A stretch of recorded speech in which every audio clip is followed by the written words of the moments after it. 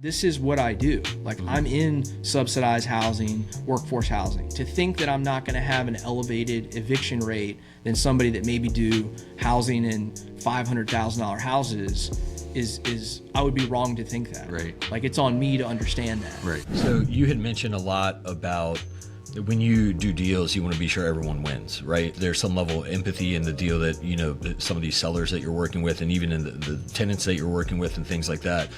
Can you walk us through sort of what maybe one of your challenging off-market negotiations, or something where you were able to structure something where everyone won? We deal a lot with, on the distress side, I mean, we have a lot of leads that come in, and deals we work are, you know, older people that like live out, you know, maybe they're 75, 80 years old. They live either out of state or 2 or 3 hours away. They have a tenant that's just hasn't paid rent in 10 months. And like, we'll talk to them. We kind of understand both sides of it. So the owner of the property is like really ticked off. Like, they're like, you know, F these people, they haven't paid me in 10 months. And I understand that side. And then you go to the tenant, and then, you know, we'll view the property, walk the property, and they're like, the lady cusses at me every time I talk to her. She hasn't fixed any of this stuff. And, you know, you hear both sides. The truth's usually somewhere in the middle.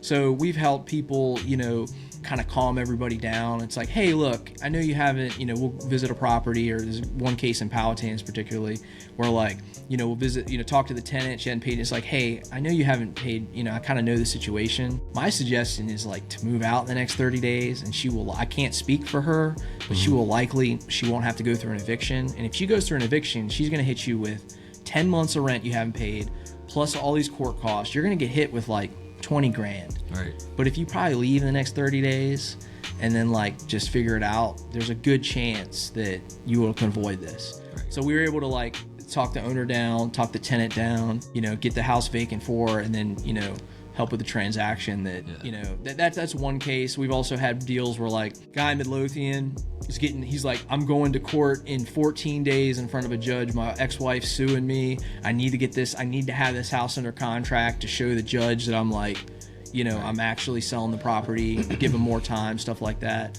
Had a lot of that stuff. I have a property I'm going to, I think tomorrow in Gordonsville, that, you know, an owner finance deal that she took back the property.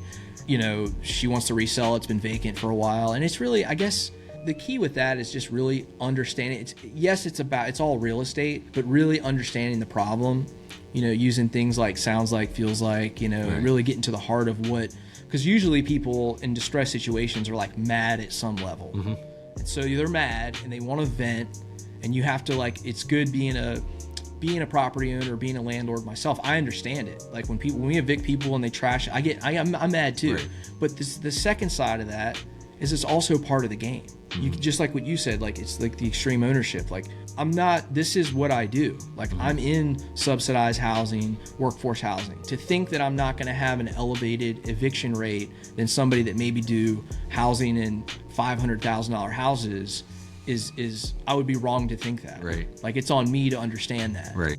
I don't know if that answers your question, but it's kind of understanding all sides and just working through the problem and calming people down too. And you're taking information from all parties, putting it together, kind of, you're detached, so you're not emotionally involved in this. Yeah. And so I think a lot of people, you're a fan of Jocko Willink, right? Yeah, absolutely. You mentioned extreme ownership and things like that. He talks about detaching from the situation, being able to detach from the situation. You have this landlord over here who is not detached, and they're emotionally tied, financially tied, everything to that, and they are very frustrated about whatever. You have this tenant that is going through whatever they're going through in life that they're trying to get past, that's very stressful to them, and they are super emotionally charged towards the landlord. And then you step in. These two people largely are either not going to communicate, or they're not going to be communicating very effectively to solve a problem.